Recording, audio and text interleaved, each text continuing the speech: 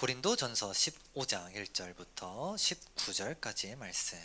고린도전서 15장 1절부터 19절.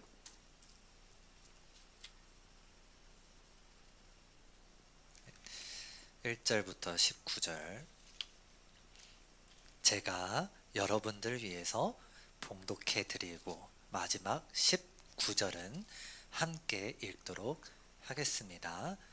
하나님의 말씀입니다. 형제들아, 내가 너희에게 전한 복음을 너희에게 알게 하노니 이는 너희가 받은 것이요 또 그 가운데 선 것이라.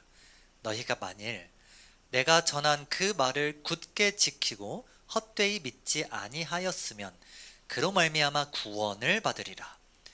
내가 받은 것을 먼저 너희에게 전하였노니 이는 성경대로 그리스도께서 우리 죄를 위하여 죽으시고 장사 지낸 바 되셨다가 성경대로 사흘 만에 다시 살아나사 게바에게 보이시고 후에 12 제자에게와 그 후에 500여 형제에게 일시에 보이셨나니 그 중에 지금까지 대다수는 살아있고 어떤 사람들은 잠들었으며 그 후에 야고보에게 보이셨으며 그 후에 모든 사도에게와 맨 나중에 만삭되지 못하여 난 자 같은 내게도 보이셨느니라. 나는 사도 중에 가장 작은 자라. 나는 하나님의 교회를 박해하였으므로 사도라 칭함받기를 감당하지 못할 자니라. 그러나 내가 나 된 것은 하나님의 은혜로 된 것이니 내게 주신 그의 은혜가 헛되지 아니하여 내가 모든 사도보다 더 많이 수고하였으나 내가 한 것이 아니요 오직 나와 함께 하신 하나님의 은혜로라. 그러므로 나나 그들이나 이같이 전파하매 너희도 이같이 믿었느니라. 그리스도께서 죽은 자 가운데서 다시 살아나셨다 전파되었거늘 너희 중에서 어떤 사람들은 어찌하여 죽은 자 가운데서 부활이 없다 하느냐. 만일 죽은 자의 부활이 없으면 그리스도도 다시 살아나지 못하셨으리라. 그리스도께서 만일 다시 살아나지 못하셨으면 우리가 전파하는 것도 헛것이요 또 너희 믿음도 헛것이며 또 우리가 하나님의 거짓 증인으로 발견되리니 우리가 하나님이 그리스도를 다시 살리셨다고 증언하였음이라. 만일 죽은 자가 다시 살아나는 일이 없으면 하나님이 그리스도를 다시 살리지 아니하셨으리라.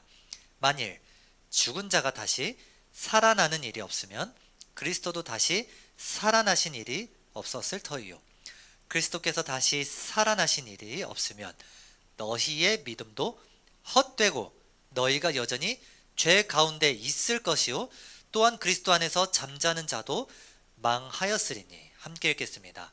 만일 그리스도 안에서 우리가 바라는 것이 다만 이 세상의 삶뿐이면 모든 사람 가운데 우리가 더욱 불쌍한 자이리라. 아멘. 기도하겠습니다. 주님의 말씀 앞에 섭니다. 이 말씀을 통해서 주님의 살아있고 활력이 있는 말씀의 능력이 이 시간 경험되어지게 하여 주시옵소서. 말씀을 기대합니다. 우리의 삶이 변화되게 하여 주시옵소서. 예수님의 이름으로 기도드립니다. 아멘. 오늘은 본문이 말하는 바가 부활의 역사성에서 말하고 있습니다. 부활의 역사성. 한마디로 부활이 역사가 아니라면, 실제가 아니라면 너희의 믿음이 헛것, 기독교 자체가 무너진다라는 거예요. 그래서 오늘은 다소 약간의 논리적인 설교가 될 겁니다. 뭔가 감정을 터치하는 것보다 부활이 왜 역사적으로 사실인지를, 그래서 왜 그러냐면 그 부활이 역사적 사실이어야만 여러분들 믿음이 헛것이 아니기 때문에. 그래서 부활의 역사성, 부활의 역사적 정황, 특별히 오늘 말씀 같은 경우에는 500여 명에게 일시에 보이시고 야고보에게도 보이시고 이런 말씀들이 나옵니다. 이러한 역사적 정황이 왜 여러분들 우리의 믿음을 뒷받침해 주는지를 오늘 우리가 좀 살펴볼 것입니다. 리스트로벨이라는 목사님이 계세요. 미국의 목사님이고 대표적인 변증가로 불리는 분이세요. 이분은 원래 신문 기자였습니다. 언론사 기자였어요. 그런데 이분이 전투적인 무신론자였습니다. 그런데 이 무신론자였던 이 리스토로벨 당시의 기자님이 아내가 회심을 하게 된 거예요. 하나님을 만나게 된 거예요. 그 아내를 자기가 설득해 보겠다고, 무신론으로 설득해 보겠다고 어떻게 하기 시작했냐면, 정말로 역사적 예수가 있었는가, 정말로 예수님이 부활이 실제로 있었는가를 탐구하기 시작해요. 여러 학자들 만나고 고고학 유물도 많이 분석하고 유적지에도 가고 엄청 많은 연구를 했어요. 전투적인 무신론자예요. 그런데 이분이 결론을 내리기를, 뭐라고 결론 내렸을까요? 다들 아실 것 같은데, 예수님의 부활은 실제로 역사였다 라고 결론을 내린 거예요. 그래서 회심을 하게 된 거. 너무나 유명한 목사님이세요. 리스토르벨이라고 이렇게 인터넷에 치시면 엄청 많은 책들이 나오고, 대표적으로 예수는 역사다라는 영화로, 그 영화의 주인공으로 유명하신 분이시죠. 그래서 여러분, 이 시간부터 여러분들은 이 용어를 꼭 기억하세요. 따라서 말해봅시다. 기독교 변증. 여러분, 변증이라는 요소가 특히 젊은 세대, 청년들을 설득하기에 아주 괜찮은 용이한 장치입니다. 이 변증이라는 게 무슨 뜻이냐, 한국어로 좀 풀어드리자면요, 변호하고 증명하다라는 뜻이에요. 변증이에요. 그래서 변증, 변호하고 증명하는 것. 그런데 영어로 조금 풀어드리면 이런 뜻입니다. 영어로 변증은 아폴로제틱스라고 해요. 오늘 말씀 제목이 뭔지 아십니까? 제가 이렇게 적었어요. 믿음에 반드시 필요한 화해라고 했어요. 화해. 여러분, 화해가 영어로 뭔지 아세요? 뭔지 아시죠? 화해.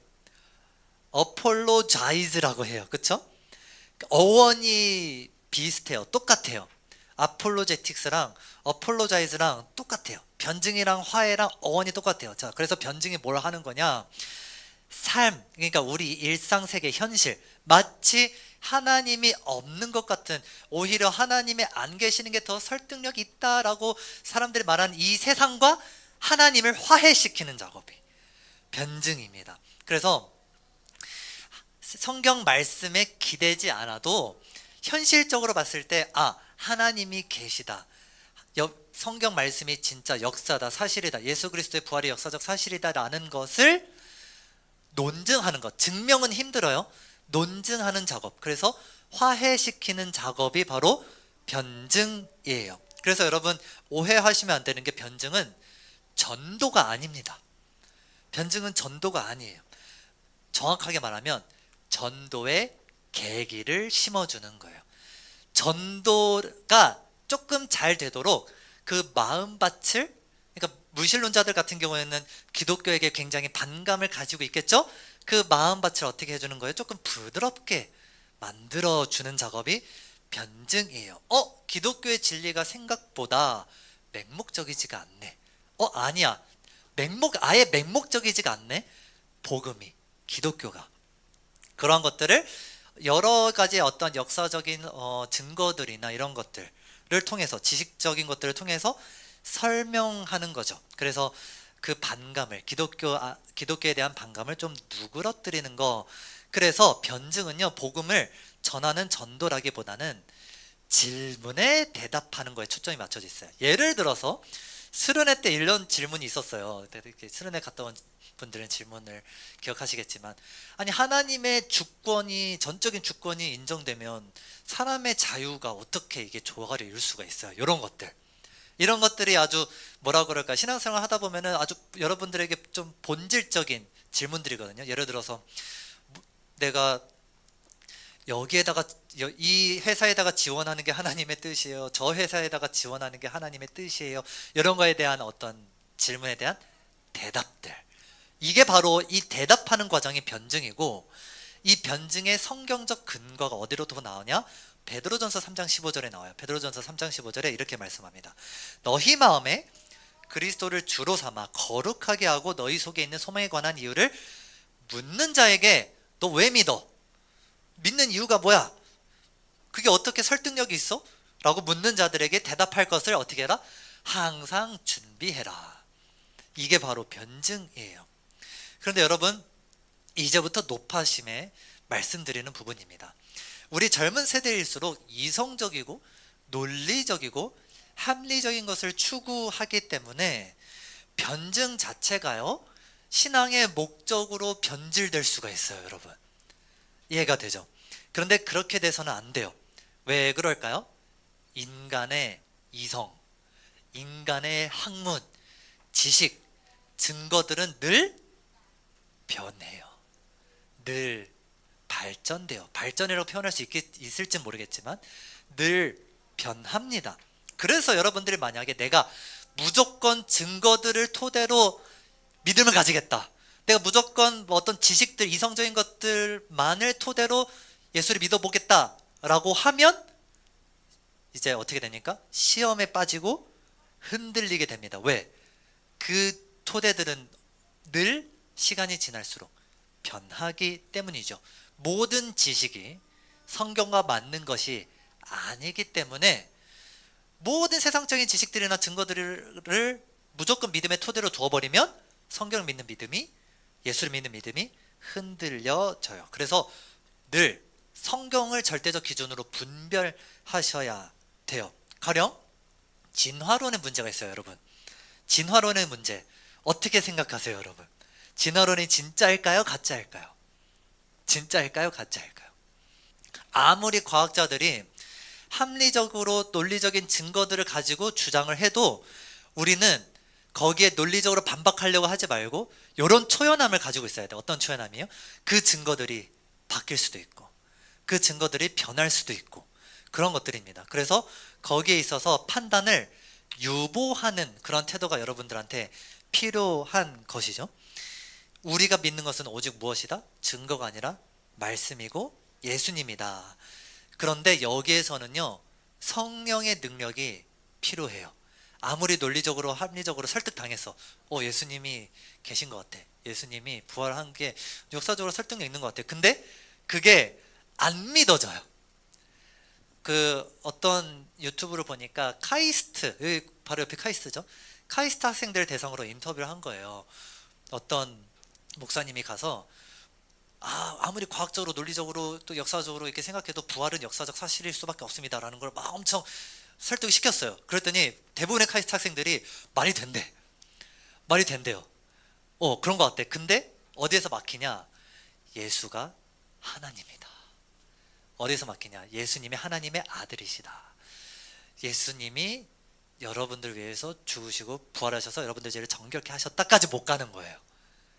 거기에서부터 뭐가 필요한 거예요? 성령의 역사, 도약이 필요한 것이죠. 그런데 그럼에도 불구하고 저와 여러분들처럼 젊은 세대일수록, 특별히 학교 다니시는 분들 많이 계시죠. 다니셨던 분들도 많이 계시고, 그런 사람들일수록 질문에 많이 노출돼요. 너 왜 믿어? 너 왜 믿어? 그렇기 때문에 어느 정도 변증에 대한 대비는 해놔야 된다라는 것이죠. 진리가 아니라 대비만 해놓자. 기독교 변증이 우리의 신앙에 주는 유익이 무엇이냐? 맹목적이지 않고, 여러분들의 신앙이 맹목적이지 않고, 여러분들의 신앙이 말이 안 되는 게 아니고 오히려 사람들에게 설득력을 가질 수 있다라는 것을 변증이 알려주기 때문에 기독교 변증이 어느 정도는 유익이 있는 거예요. 한마디로 여러분들이 믿는 것이 헛소리가 아니다라는 거예요. 이해가 됐죠? 헛소리가 아닌 거예요. 그러니까 이거를 막 기분적으로 막 내가 기분 좋아서 막 믿고, 뭐 마르크스가 말한 것처럼 종교는 인민의 아편이다 그래가지고 내가 막 마약한 것처럼 막 기분에 취해가지고 막 기분 좋아서, 아니면 내가 믿고 싶어서 그냥 믿고, 맹목적으로 그런 게 아니라 말이 돼요. 그러니까 여러분들이 그리스도인이라는 것에 대해서 자신감을 가질 수 있는 게 바로 기독교 변증의 유익이죠. 그래서 이 변증은요, 불신자를 위한다기보다는 신자를 위한 거예요. 이해가 되셨죠? 불신자를 위한다기보다는, 여러분 불신자를 상대로 막 변증을 토대로 해서 기독교를 믿게 하려고 하면 어떻게 되냐면 논쟁밖에 안 돼요. 논리적으로 논쟁밖에 안 됩니다. 야, 내가 논리적으로 더 타당해, 이렇게 자기 우월감을 드러내는 것밖에 안 돼요. 믿는 자들을 위한 거예요. 기본적으로 변증은. 그 변증의 주제 중에서 가장 강력하게 뭔지 아세요? 부활입니다. 부활 변증. 저는 부활에 대해서 이렇게 자신 있게 말씀드릴 수 있어요. 부활을 검증해 보세요. 성경의 근거에서 말씀드리는 겁니다. 부활을 한번 안 믿어지면 검증을 해보세요. 논리적으로 한번 파보세요. 그런데 여러분, 뭐 다른 사변적인 요소들 있죠. 뭐 하나님의 주권과 인간의 자유의지, 또 뭐 있을까요? 진화론이냐 창조론이냐 뭐 이런 것들. 이거는 성경이 직접 말씀해주지 않아요. 그래서 거기까지 나아가잖아요. 그러면은 여러분 언쟁만 되고 또 사변적으로 되어져서 지적 우월감에 도취될 위험이 있어요. 그런데 성경은 여기까지는 검증해도 된다고 말씀해요. 어디냐? 부활입니다. 부활. 부활은요, 제가 여러분들한테 도전 드립니다. 지식적으로 마구마구 파보세요. 리스토로벨 목사님처럼 지식적으로 마구 파셔도 돼요. 부활만큼은 차가운 이성을 가지고 한번 공부를 해보셔도 돼요. 그러면 부활만큼 사실은 역사적으로 설득력을 부활 말고는 가질 수 있는 다른 가설이 있지 않다. 오직 부활이 가장 설득력이 있다라는 것을 여러분들이 믿게 되고, 이게 바로 고린도전서 15장에서 말씀하고 있는 부분입니다.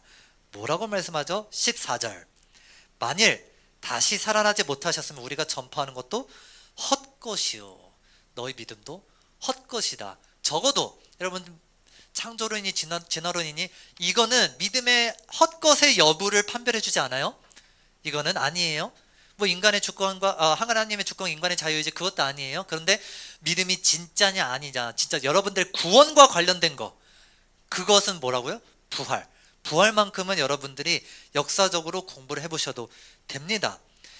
예수님이 하나님의 아들이시기 때문에 부활, 죽음을 이기신 것, 그것 자체를 부활이 나타내기도 해요. 그런데 더 중요한 게 뭔지 아세요?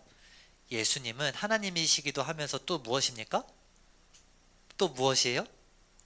하나님이시면서 인간. 대답을 해주셨어요. 인간입니다. 여러분, 예수님이 인간이라는 건 뭐냐면, 제가 저번에 맥초절 설교 때 말씀드리기도 했지만, 하나님이시니까 죽음을 이기셔서 부활했어요. 그쵸? 근데 똑같이 인간도 부활한 거예요. 이걸 놓치면 안 돼요. 하나님이시니까, 예수님은 하나님이시니까 죽음을 이기신 권세를 가지고 계셨어요. 가지고 계세요. 그러니까 부활하셨어요. 근데 예수님은 똑같이 인간이기도 하세요. 자, 그러면 예수 그리스도와 연합한 성도는요, 육체적으로 부활합니까? 안 합니까? 한다는 거, 안 한다는 거예요? 한다는 거예요. 그쵸? 그런데 죽음이 가장 뭐예요? 크리티컬한 고통이잖아요. 죽음이 가장 인간이 넘을 수 없는 가장 큰 절망이잖아요. 하물며 여러분들이 삶에서 겪는 고난일까? 하물며 여러분들이 가지고 있는 고민일까? 인 거예요. 그거를 무조건 어떻게 한다는 거예요? 부활이 이길 수 있는 능력이 여러분들한테 있다라는 것. 이게 역사적 부활이 주는 메시지예요. 역사적 부활이 주는 능력이에요. 부활이 반드시 역사이니까 여러분들의 오늘의 삶, 실제 여러분 매트릭스에서 살고 있는 거 아니잖아요. 그렇죠? 이 실제 역사의 삶, 여러분들이 살아가고 있는 이 역사가 부활의 능력으로 살아가고 있다는 것을 증거할 수 있다라는 거예요. 여기에 기독교의 가장 놀라운 점이 있는 거예요. 부활이 검증 가능하다.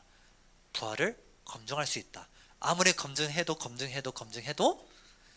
부활이 사실이라는 것을 받아들일 수밖에 없도록 하나님이 그렇게 해놓으셨다라는 게 얼마나 큰 은혜인지, 여러분 부활을 살펴보시면서 이런 은혜를 받으셨으면 좋겠습니다. 그래서 부활을 역사적으로 검증할 때는 보통 부활의 정황을 살펴봐요. 오늘 15장의 내용이 뭔지 아세요? 부활의 정황을 나타내고 있어요. 500여 명에게 보이셨다. 그렇죠? 야고보에게도 보이셨다.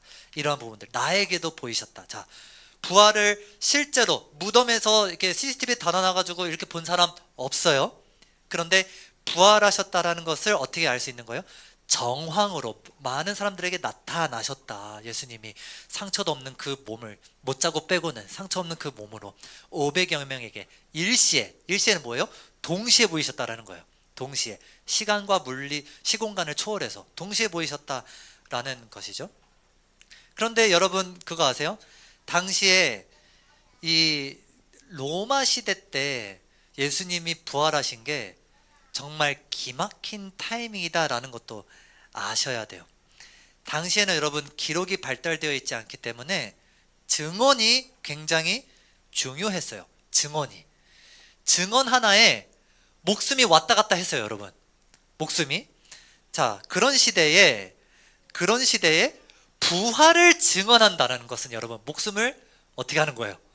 걸고 하는 거예요. 그러니까 많은 사람들이 막 비판해요. 야, 그 500여 명이 다 환각을 본 거 아니야? 자, 백보 양보 해봅시다. 백보 양보 해봐요. 그렇게 안 믿지만. 그런데 그 사람들이 목숨을 걸고 그렇게 이야기를 한다라는 게 말이 안 된다라는 것이죠. 그래서 바울이 오늘 본문에서 말하는 부활의 정황 5절과 6절 한번 봐볼게요. 이게 대표적인 부활의 정황입니다. 함께 읽어볼까요? 5절 6절 시작. 게바에게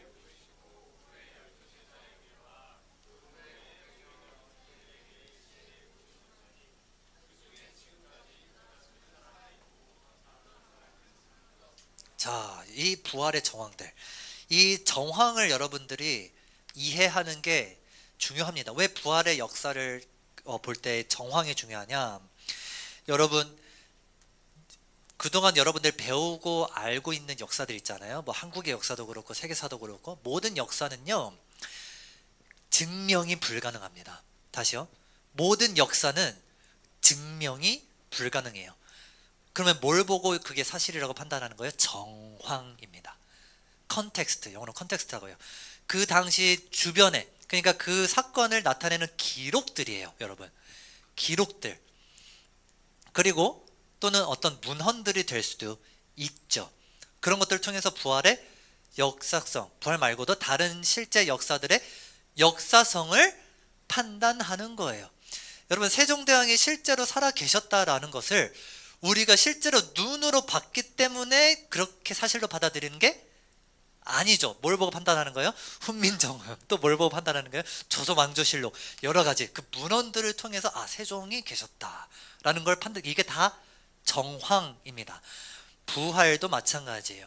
부활에 관한 기록들, 부활에 관한 정황들, 그 부활 사건이 벌어졌다라고 알려졌을 때 어떠한 다른 사건들이 펼쳐졌고 그것을 어떻게 기록하고 있는지를 보면 어떻게 될까요?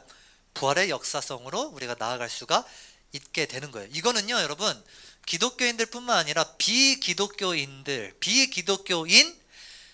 역사학자들도 동의하는 내용입니다. 지금부터 말하는 역사적 부활 정황들은요 크리스천 뿐만 아니라 넌 크리스천 학자들, 일반 무신론 학자들도 다 인정하는 정황들이에요. 자, 시간이 많지 않으니 간단하게 변증 들어갑니다. 자, 첫 번째 아리마대 요셉이에요. 아리마대 요셉. 제가 아마 그렇죠. 아리마대 요셉입니다. 아리마대 요셉은요 사복음서에 다 기록된 인물인데 사내들인 공의회, 지금으로 따지자면은 어떤 그 대법원의 역할을 하는 그러한 되게 높은 기관의 멤버였어요. 그러니까 대법관 정도의 지위라고 생각을 하면 돼요. 그런데 이 대법관의 지위가 본인의 직을 걸고 뭐 한 거예요? 예수를 따르고, 이 대법관의 지위를 가진 사람이 본인의 직을 걸고 예수를 장사 지낸 다음에 예수를 주로 고백한 사람이었어요. 그래서 나중에 여러분 신약 성경을 보고 후대 사람들이 예수님이 정말 죽으신 게 맞나라는 것을 만약에 확인하고 싶다라면요 이 아리마대 요셉은 다 아는 사람이기 때문에, 다 이름이 널리 알려졌기 때문에 이 아리마대 요셉만이 예수님을 장사 지내고 고위급 중에서는 이 아리마대 요셉만이 예수님을 장사 지냈기 때문에 이 아리마대 요셉은 어떻게 해요? 본인의 직을 걸고 한 거라서 많은 질문들의 쇄도를 받을 거예요. 그러니까 예수님이 진짜 사실이야? 예수님이 진짜 그 부활하신 게 사실이야? 그러면은 다 누구한테 가면 돼요? 일단 예수님을 본 사람이 주변에 없어도 이 아리마대 요셉한테 가면 되는 거예요. 왜 우리가 막 그런 그 막 뉴스 같은 거 보면은 대통령께서 뭐예요? 그 무슨 저거 생방송 그런 거 하잖아요. 뭐라 그러죠? 인터뷰 같은 거 막 무슨 회의 같은 거 하잖아요. 다 그런 거 하잖아요. 그런 것처럼 당시에 아리마대도 그런 자리 비슷한 자리에 있었다라고 생각을 하면 돼요. 아리마대 요셉에게 찾아가서 너무나 유명한 사람이라서, 그래서 이 아리마대 요셉 자체가 존재 자체가 객관적 증거. 두 번째로 빈 무덤을 여자가 먼저 봤다는 사실. 자, 빈 무덤을 여자가 봤다는 사실은 여러분 눈치채셨겠지만 당시의 증언은요, 증언의 효력으로서는 여자는 인정을 못 받았어요. 인정을 못 받았어요. 만약에 부활이 뻥이라면 여성을 먼저 직접 목격자로 저술하지, 기록하지 않았을 겁니다. 왜? 설득력을 높여야 하기 때문에. 그러면은 부활이 사실이 아니라면 남자가 먼저 봤다, 뭐 예를 들어서 베드로가 먼저 봤더라, 이렇게 기록이 되어 있었겠죠. 그런데 성경은 설득력이 떨어지는 것을 감수하고서라도 뭐라고 말씀하는 거예요? 여자들이 먼저 봤다라고 기록해 놓은 것이죠. 자, 세 번째, 이게 오늘 본문에 나오는 거예요. 500여 명이 동시에 여러 장소에서 부활하신 예수님을 목격했습니다. 500여 명이. 그런데 그 증언들이 일관되었어요. 여기 뭐 상담 심리 하시는 분들도 계시니까 잘 아실 거예요. 여러분, 500여 명이 동일한 환각을 보는 게 가능성이 높을까요? 동일한 환각을 보는 게 500여 명이 굉장히 희박합니다. 거의 불가능에 가까워요. 동일한 환각을 보는 것이. 그래서 환각이라고 믿으려고 해도 이게 가능성이 현저히 낮아요. 오히려 예수님이 부활하지 않으셨다라면 예수님의 그 허구성, 알고 봤더니 예수님이 메시아가 아니더라라는 말을 자연스럽게 하고 다녀야 돼요. 왜? 환각이니까. 환각이니까 예수님, 내가 진짜 예수님을 본 게 아니야. 그러면은 그 믿음이 어떨까요? 진짜 예수님을 본 게 아니라는 거. 환각을 본 사람들은 알까요? 모를까요? 대부분. 환각을 본 사람은 이게 환각인지 진짜 사실인지 알까요? 모를까요? 환각에서 깨면 실제를 보겠죠. 그렇죠? 그러니까 확 차이가 나요. 그럼 뭐가 진짜인지 가짜인지 분간이 힘들거나, 아니면 진짜가 뭔지 아니까 내가 잠시 환각 또는 환청, 어디서 환청이 이런 말 많이 하잖아요. 그렇죠? 그런 것처럼 그렇게 되는 겁니다. 그러니까 믿음이 굳건할 수가 없는 거예요. 500여 명이 오히려 환각을 봤다라는 게 말이 안 되는 거고, 진짜 예수님을 봤다. 그 다음에 마지막으로 여러분들이 아마 잘 느끼실 부분들이에요. 제자들의 회심입니다. 제자들의 회심. 이 제자들의 회심, 이거 지금 제가 말씀드리는 거는 비기독교인 역사학자들도 인정하는 부분이라고 했어요. 제자들이 목숨 걸고 예수님을 믿어요. 만약에 예수님이 메시아가 아니라면, 만약에 예수님이 부활하지 않으셨다라면 굳이 목숨을 걸고 믿을 이유가 없는 것이죠. 아니, 만약에 그렇게 했다 손 치더라도 설득력이 떨어진다라는 게 핵심입니다. 예수님을 믿으면 목숨이 왔다 갔다 하는 그러한 시대에 예수님을 믿겠다고 하는 그러한 이제 제자들, 목숨을 걸고 순교까지 합니다, 여러분. 그래서 인터넷 짤에 이런 이제 내용이 있었어요. 이제 만약에 예수님의 부활이 허구야, 예수님의 부활이 이렇게 거짓말이야. 그래서 이 제자들이 모여서 예수님 메시아를 만들려고 이제 작당 모의를 하는 거야. 이게 이제 그 컨셉입니다. 컨셉. 야, 우리 예수님 메시아를 만들기 위해서 우리 예수님을 전파하면서 죽으면 돼. 와! 막 이래요. 말이 안 되는 거예요. 자, 이 모든 정황들이 여러분 객관적 정황들이다. 그런데요, 어디에서 머뭇거리냐. 다음 슬라이드 한번 넘겨주세요. 어디에서 머뭇거리냐. 카이스트 학생들이나 또는 이제 이공계 학생들, 이공계 이제 전문가들한테 인터뷰해 보면 어디에서 머뭇거리냐? 부활이 생물학을 거스르는 현상이다. 여기서 이제 끝나는 거예요. 그래, 부활이 좀 역사적으로 사실일 수도 있는데 그거는 자연 법칙 어긋나는 거잖아. 안 믿겨지는데 끝인 거예요. 그 이상으로 못 나아가요, 세상 사람들은. 그래도 사람이 부활하지 못해, 생물학적으로 그건 불가능해, 거기까지. 그런데 여러분, 여기에도 모순이 있어요. 무신론 과학자들의 의사들 대부분 기적이 있다라는 걸 인정할까요, 안 할까요? 기적이 있다라는 걸 인정할까요, 안 할까요? 할까요, 안 할까요? 한번 잘 생각해 보세요. 과학자들이나 이제 의사들, 기적이. 자, 프란시스 콜린스라는 사람이 있어요. 이 학자는 이제 DNA 유전자를 최초로 발견하신 분인데, 이분 이렇게 말씀했어요. 과학자로서 기적에 대한 기대는 상당히 낮다. 하지만 뭐는 아니다? 0%는 아니다. 가능성이 없지 않다. 있다. 과학자로서의 태도가 어떤 태도가 정직한 태도냐? 기적이 아무리 희박하더라도 존재한다라고 믿는 게, 그렇게 인정하는 게 과학자로서 논리적인 태도이다 라는 것이죠. 그래서 부활을 믿는 것은 논리적으로 문제가 되지 않는다라고 이 프란시스 콜린스라는 과학자가 말씀했어요. 또 다른 반박 가설이 있어요. 아까 여기서는 지금 생물학적으로 불가능해 라는 반박에 대한 대답이었다면, 두 번째 강력한 이제 반박은 뭐냐면, 성경 외에 부활을 말하는 문헌이 없다라는 거예요. 이게 되게 강력한 반박이거든요. 성경 외에 부활을 증거하는 게 없어. 그러니까 역사적으로 사실이 아닐 가능성이 높지 않아? 객관적 사료가 없으니까, 이렇게 반박하는 사람이 있는데, 이 부분을 한번 생각해 보자면, 만약 다른 사료에 부활이 충분히 묘사가 되었다면 그 사료는요, 단순히 역사적 사료로만 치부가 되었을까요? 아마도 성경에 준하는 사료가 되었을 거예요. 성경까지는 아니더라도. 이해가 됐죠? 그것은 기독교를 지지하는 문서가 되기 때문에, 예수님이 하나님이시다라는 것을 지지하는 문서가 되기 때문에, 객관적인 역사적 자료로 아마 치부받지 못했을 거예요. 무신론자 역사학자들한테. 만약에 그래서 그런 사료들이 부활을 이야기하고 있더라면 기독교 신학서적이 되어야 된다. 이러한 논리입니다. 왜? 부활이 기독교의 핵심이기 때문이에요. 여기에서 여러분들 꼭 기억하시면 좋을 게 있어요. 뭐냐? 부활을 직접적으로 증거하는 것은 성경 외에 없을 수는 있어요. 단 부활을 부정하는 것도 없습니다. 여러분, 부활을 부정하는 문서도요, 역사적인 사료도 없어요.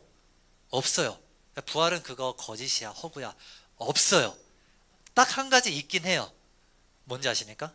꾸란이에요. 꾸란. 이슬람교 경전. 꾸란 말고는 예수님의 부활은 거짓이야 라고 말하는 건 없어요. 그래서 로마 학자, 2세기 로마 학자 타키루스가 이렇게 말하고 있거든요. 이 세속학자예요. 네로는 일반 대중들이 싫어하던 그리스도인이라고 불리는 사람들에게 잔혹하게 고문을 가했다. 이 크리스천의 어원이 되는 크라이스트라는, 그리스도라는 사람은 본디오 빌라도에게 죽었다, 잔혹하게 형벌을 받았다. 그로 인해 미신, 여기서 미신이 뭐예요? 거기선 미신이었었지만 기독교예요. 기독교 신앙은 잠잠해지긴 했는데 유대 지방에서, 로마에서 발발했다. 그러니까 예수님은 부활 승천하셨습니다 라는 그런 믿음의 어떤 흐름들이 계속 일어나고 있었다. 단 이 타키투스도 부활이 거짓이다, 뻥이다 라는 말은 안 해요. 이 사람들 그렇게 믿더라, 그런 게 있었다고 하더라, 이렇게 말하고 있는 것이죠. 이처럼 여러분, 논리적이고 합리적인 이 거부할 명분이 부활에게서는 적어도 없다고 보셔도 돼요. 없다고 보셔도 돼요. 그래서 여러분들 최대한 검증을 한번 많이 해보세요. 그런데 어디에서 머뭇거린다고요? 그가 하나님이신가? 그가 하나님의 아들이신가? 여기에서 머뭇거리는 거예요. 무신론자들은 이거를 맹목적으로 라고 생각을 해요. 그런데 여러분들께 도전드리는 건 어쩔 수 없어요. 여러분, 여기서는 성령의 역사가 필요합니다. 부활 변증은 여기까지예요. 그러면 여러분, 질문이 생기죠. 자, 이 어떻게 보면은 예수님이 하나님이시다라는 것, 변증은 여기까지 왔어요. 그런데 예수님이 하나님이시기 때문에 부활하셨다라는 그 역사적 사건이 여러분들에게 실제로 의미가 있으려면 어떻게 해야 될까요? 여러분, 평소에 예수님 부활 잘 생각하면서 사십니까? 자, 이제 알았어. 부활의 설득력이 있는 것 같아. 그런데 이제는 도약이 필요한 거예요. 성령의 역사가. 이제는 어떠한 역사인 거예요? 아, 이 예수께서 정말 진정한 하나님의 아들이시라서 부활이 아니면 내게 소망이 없다. 부활이 지금도 나에게서 일어나고 있는 실제적인 역사적 사건이다라는 성령의 역사가 이제 여러분들한테, 우리한테 필요한 겁니다. 자, 결론부터 이야기해 줄게요. 결론부터 이야기하자면, 여러분, 부활이 없다면요, 여러분의 고난, 고통, 고민, 그리고 이 세상에서 발생하는 많은 악한 현상들, 특히 죽음이 설명되지 않습니다. 다시요. 부활이 없다라면요, 굳이 이 세상에 악한 것이 왜 존재하는지를 설명하기가 어려워요. 여러분이 왜 고난을 겪고 있는지, 여러분이 왜 고민을 하고 있는지, 여러분이 왜 지금 직장이나 가정이나 학교 생활에서 이러한 저러한 어려움을 겪고 있는지를 설명할 수가 없어요. 어차피 죽는 인생이라서 여러분 의미가 없기 때문이에요. 그러니까 설명이 안 되는 거예요. 그냥 죽으면 돼요. 만약에 그 과학자들처럼 우리는 원자로 돌아가는 것일 뿐이야, 그러면 당장 죽으면 돼요. 의미를 찾을 수가 없어요. 의미를 못 찾아요. 자, 그런데 그 사람들은 죽음을 극복하지도 못하면서 오히려 무신론자들은 오늘을 살아가고 있다란 말이에요. 의미 없이. 다른 종교들도 마찬가지고. 그러니까 왜 이 고난 많은 세상이 의미가 있는지를 찾아야 되는 거예요, 여러분. 왜 이 세상이 악한데도 불구하고 왜 의미가 있는지를 오늘 바울이 이렇게 고백합니다. 10절 한번 읽어볼까요? 15장 10절 본문 말씀, 고린도전서 15장 10절, 우리 함께 큰 소리를 읽겠습니다. 시작.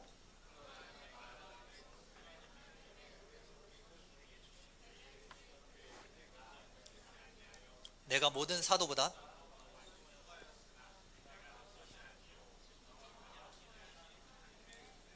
아멘. 자, 여기서 수고라는 단어를 기억하시기 바랍니다. 수고가 뭐예요? 여기서는 문자적으로 이런 뜻을 말해요. 피곤하고 지쳐있는 상태. 지금 제 상태. 네, 이따가 중고등부 수련회를 가야 하는 제 상태. 잠을 거의 안 자고 왔죠? 네, 거의 안 자고 온 제 상태. 자, 의미가 없어요. 그냥 세상적으로만 보자면 왜 굳이 힘들게 먹고 살려고 노력 아둥바둥 해야 돼요? 그렇죠? 그러면 이제 제가 여러분들한테 보여줬는지 모르겠는데요, 그 어떤 또 유튜버가 있어요. 왜 살아요? 라는 질문을 막 하고 다니는 거예요, 길거리에서. 그럼 다 뭐라고 대답하는지 아세요?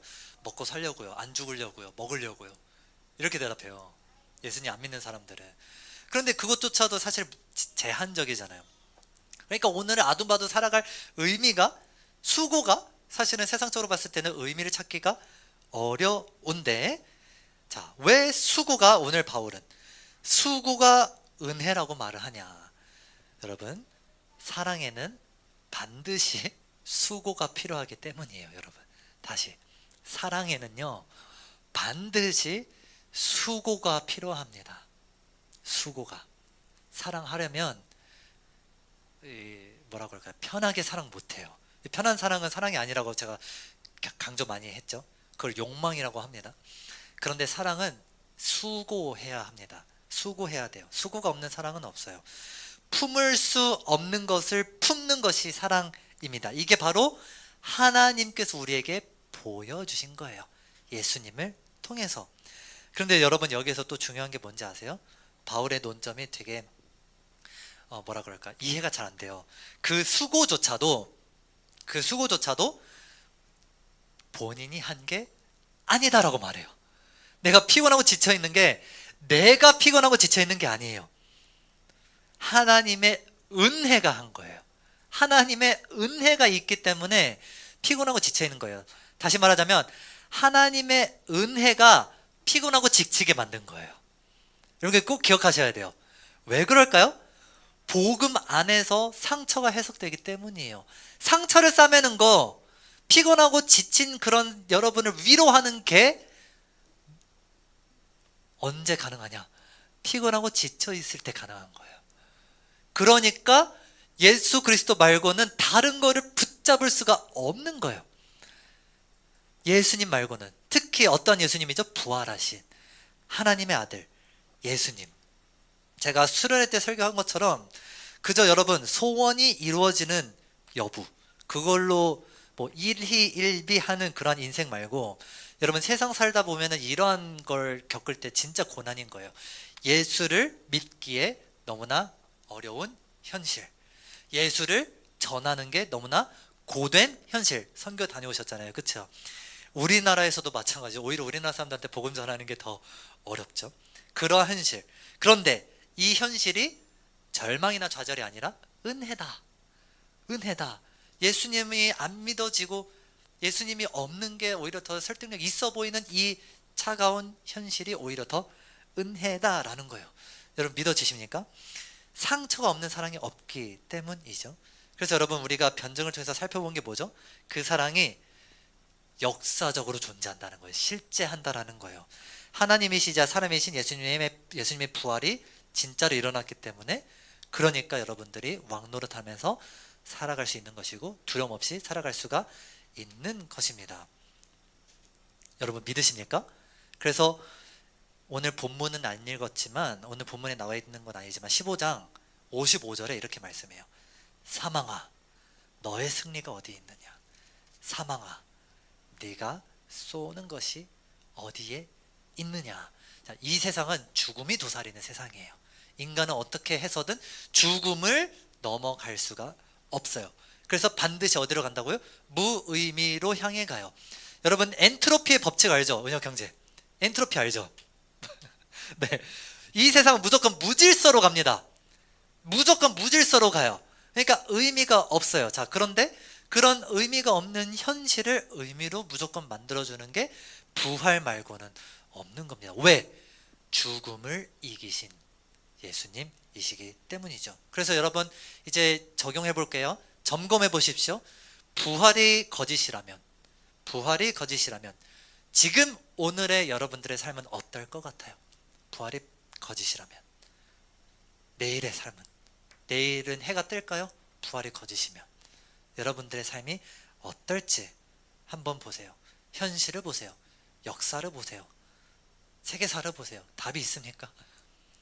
차가운 이성으로 한번 보세요. 답이 있어요? 과학에 답이 있어요?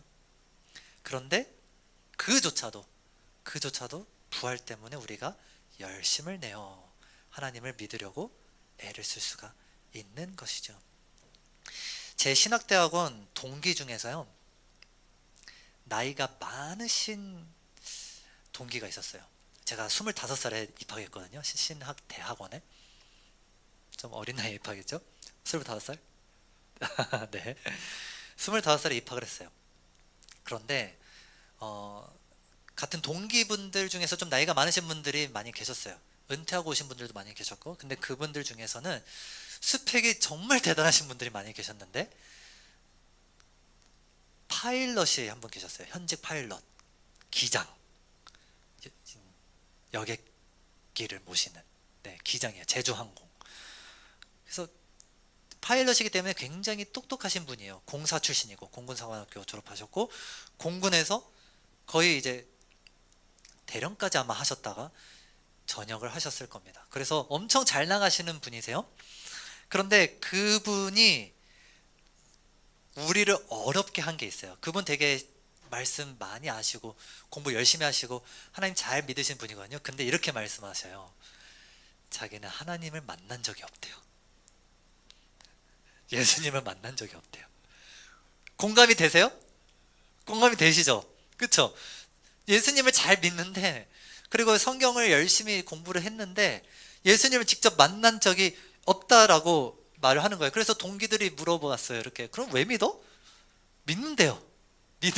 왜? 왜 믿냐? 기독교가 논리적으로 가장 말이 되니까 믿는다라는 거예요. 그래서 신앙 고백은 해요. 그런데 하나님이 본인을 만나주신 적은 없대요. 그렇게 고백을 하는 거예요. 그래서 오히려 우리한테 물어봤어요. 하나님을 만난다라는 게 뭐야? 하나님을 만난다라는 게 뭐예요? 하나님을 경험한다라는 게 뭐야? 여러분 설명하기가 약간 어려운 부분이기도 하죠. 그런데 이분이 어떤 입장이었냐면 되게 차가운 이성을 가진 분이라고 했잖아요. 우리가 고린도 전서를 계속 묵상했어요. 그러면은 방언이 나오는 걸 아실 거예요. 그쵸? 방언의 이 역사를 믿지 않으시는 분이었어요. 지금 이 현대에서는 방언은 중단됐다라고 생각하는 그러한 분이셨어요. 그거는 그냥 자기가 막 종교적으로 심취해서 그냥 하는 거고, 아니면은 뭐 귀신의 역사일 수도 있고, 말씀이 완벽하게 계시가 됐는데 뭐더러 방언이 필요하냐 이렇게 생각하시던 분이었어요. 이보다 더 큰 게 필요하냐? 이러한 입장이었던 거예요. 물론 저는요, 현재에도 방언의 역사, 성령의 역사가 일어난다라고 믿습니다. 그렇게 생각을 합니다. 그런데 제가 말씀드렸죠, 같이 우리가 공예배에서 사용할 때는 조심해야 된다. 이게 성경에서 말하는 부분이에요. 현대의 방언이 완전히 중단되었는가? 이건 아예 다른 토픽인 거예요. 근데 이분은 아예 그냥 현대에도 중단이 되었다라고 보시는 거죠. 그런데 제가 이분이랑 독서 동아리를 같이 했어요. 근데 그 독서 동아리가 너무나 좋았어요. 평균 연령이 막 50대였어요. 50대. 제가 막내였어요. 평균 연령이 막 50대였고, 그런데 그때 지도교 선생님한테 정말 많이 배웠는데, 그때 너무나 정말 뭐라 그럴까요? 은혜가 넘치는 거예요. 성령의 역사가, 우리가 서로 많이 같이 이제 책 읽고, 그리고 같이 나누고, 그리고 같이 서로 위해서 기도하면은 막 그 뜨거움이 느껴지는 거예요. 성령의 역사. 근데 이분이 거기에 계속 계셨고 4년 동안 내내 같이 했어요, 저희랑. 그러고 난 다음에 졸업할 때쯤에 어쩌다가 또 방언에 대한 이야기가 나오는데, 이분이 뭐라고 말씀했냐면 방언 준단을 철회하겠대요. 방언 준단 근데 아직까지는 조금 경계하는 입장이야. 그래도 방언을 가지고 막 방언을 내세우고 막 신적인 은사를 내세우면서 막 그거 가지고 집회하고 막 돈 버는 막 그런 사람들이 있으니까, 그런 것들은 우리가 좀 경계해야 돼. 좀 조심해야 돼. 그런데 이제 입장을 달리한 거예요. 방언의 은사가 있기는 있더라.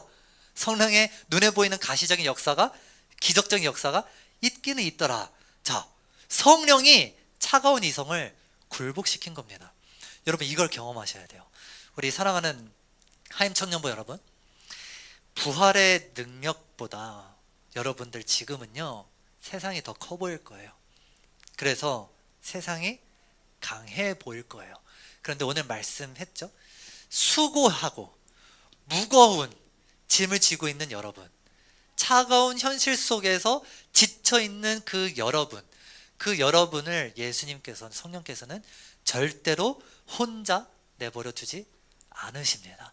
그 가운데서 여러분들이 고통받고 있기 때문에 뭐밖에 없다라는 걸 믿게 될 수밖에 없어요. 부활. 예수님 말고는 안 된다라는 거예요. 그래서 여러분들의 뭐라 그럴까요? 어려움 많은 그 현실 속에서 오히려 부활이 역사적 사실일 수밖에 없다라는 그 믿음을 배우는 거를 여러분들이 경험하셔야 됩니다. 이렇게 여러분들의 신앙이 성장하는 거예요. 그래서 성경 말씀, 많은 말씀에서 이렇게 약속하시잖아요. 구하라, 반드시 주신다라고. 여러분 꼭 기억하세요. 구하는 건요, 믿음이 있어서 구하는 게 아닙니다. 믿음이 없어서 구하는 거예요. 이해가 되셨죠? 믿음이 없는 분들, 부족한 분들이 계세요. 그러면 뭐가 필요한 거예요? 믿음을 주세요. 주님, 보여주세요. 나의 눈을 열어주세요.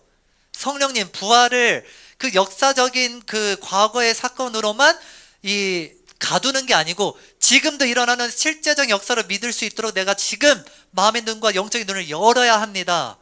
여러분을 절대로 그냥 내버려 두지 않으십니다. 이 동기 전도사님처럼요, 반드시 성령의 역사를 경험하게 되는 그러한 여러분들의 삶이 있을 줄 믿습니다. 그런 여러분들의 고난과 현실 때문에 부활이 사실이 아닌 것 같다라든지, 기독교가 사실이 아닌 것 같다라든지가 아니라, 오히려 그렇기 때문에 부활을 유일한 소망으로 붙잡을 줄 아는 그러한 우리 청년 여러분 되시기를 주님의 이름으로 축원합니다.